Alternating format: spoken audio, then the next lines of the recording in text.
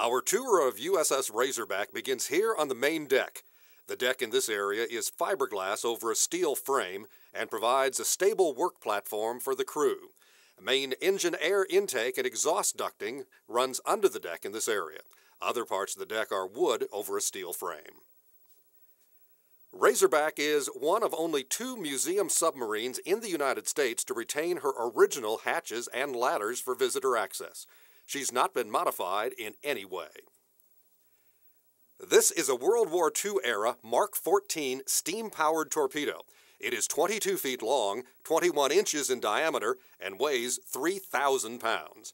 Razorback carried a full combat load of 24 torpedoes.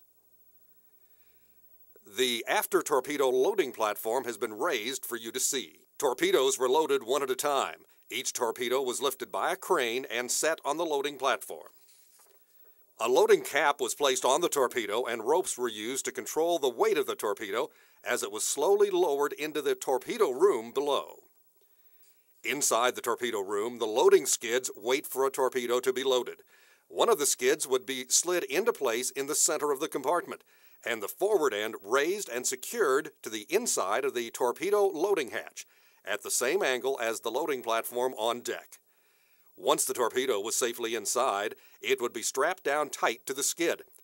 The skid would be lowered to horizontal, then slid back to the side and lined up with the torpedo tube for loading. There are 4 torpedo tubes here, along with skids for 4 reloads. The torpedo room also serves as home for 14 Razorback crewmen.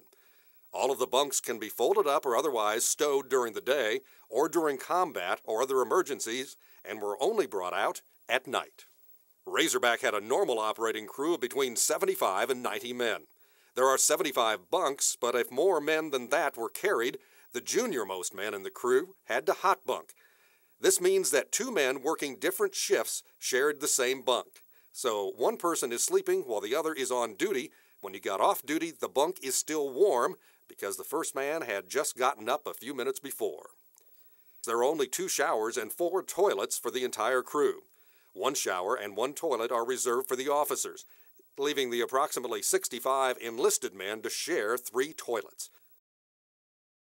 The maneuvering room is where changes in speed are made in response to orders from the submarine's officers. Switching is done with the levers of the propulsion control stand. These are Razorback's 2,700 horsepower main propulsion motors. 1 motor is attached to each propeller shaft. On the surface, these motors could move Razorback at over 21 knots, or approximately 24 miles an hour. Submerged, Razorback's World War II speed was limited to just under 9 knots, or about 10 miles per hour. However, she would normally travel much slower than that in order to conserve the amount of power in her batteries. At 9 knots, Razorback would drain her batteries in about 1 hour and would be forced to surface. This was known as the hour rate. At a slow speed of about 3 knots, she could stay underwater for about 30 hours. Using this panel, Razorback's electricians control the distribution of the electricity throughout the submarine. The red and green boxes on each side of the control panel are called engine order telegraphs, and they allow the officers on the bridge to pass speed changes to the men on watch, who acknowledge the order with the large brass knob below the dial. The bulk of this room is taken up by the transformer, which sits behind this cage.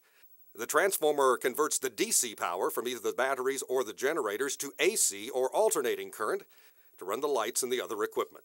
This is the after engine room. 2 of Razorback's main diesel engines are in this compartment. Engine number 4 is on the port side. The number 3 engine is on the starboard side. About half of each engine is below the main deck on the lower level, along with the generators. This is a replica of Razorback's World War II battle flag. The 6 large flags across the bottom row represent the 6 ships that Razorback sank with her torpedoes. The 2 small flags in the middle of the bottom row are the Japanese military flag from World War II and represent the 2 warships that Razorback sank. The 4 large flags along the bottom represent the 4 largest merchant ships that Razorback sank. The 6 small flags along each side together represent 12 small wooden merchant ships, barges, and other small craft that Razorback sank with her deck guns. The 5 stars represent 5 American airmen that Razorback rescued. This is the Aft Battery Compartment. The main level in this compartment holds 36 bunks and was the main enlisted berthing area. Also in the berthing area is the crew's head with 2 toilets, the washroom with 4 sinks, and 1 shower. The crew's mess was also the only recreation space in the submarine. In the evening, the off-duty crew could relax, play cards, or watch movies. Of course, a card game or meal could be interrupted at any time by an emergency or a training drill. The control room is the center of the submarine, both physically and operationally. Entering the control room from the galley, you pass by the radio room, where classified, encrypted messages were sent and received. A radio operator was always on watch when the submarine was on or near the surface. Controlling the depth and angle of the submarine was critical. The diving station has depth gauges and a bubble inclinometer, like a carpenter's level, to indicate the depth and trim. Separate operators use the large red hand wheels to control the angle of the bow and stern planes.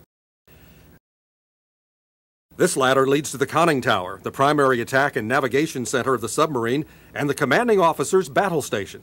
The conning tower is one of the smallest compartments on the submarine, only 8 feet in diameter and 17 feet long. This is the main sonar room, located directly underneath the control room.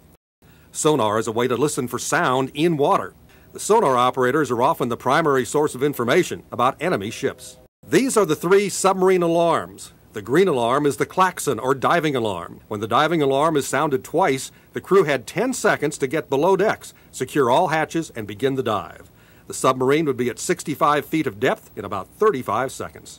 The yellow alarm is for general quarters. When it sounded, men raced to their battle stations and prepared for combat. The red alarm is the collision alarm, which has been compared to a ship screaming in fright. When it sounds, all watertight doors throughout the submarine are instantly closed. This is the forward battery compartment. Razorback's officers lived, worked, ate, and slept in this area. On the port side is a stateroom for the 5 most senior enlisted men, the chief petty officers. The room is affectionately known as the goat locker. The commanding officer's stateroom is just forward of the yeoman shack. The captain was the only person aboard the submarine who had a stateroom to himself. Just forward of the commanding officer's stateroom and on the port side is the wardroom, which served as dining room, recreation room, workspace, and conference room for the Razorback's officers. This compartment was the sleeping quarters for 14 Razorback crewmen. They shared the space with 16 torpedoes. The 6 torpedo tubes in the bow of the submarine were always kept loaded and ready to fire. I hope you've enjoyed this video tour of USS Razorback.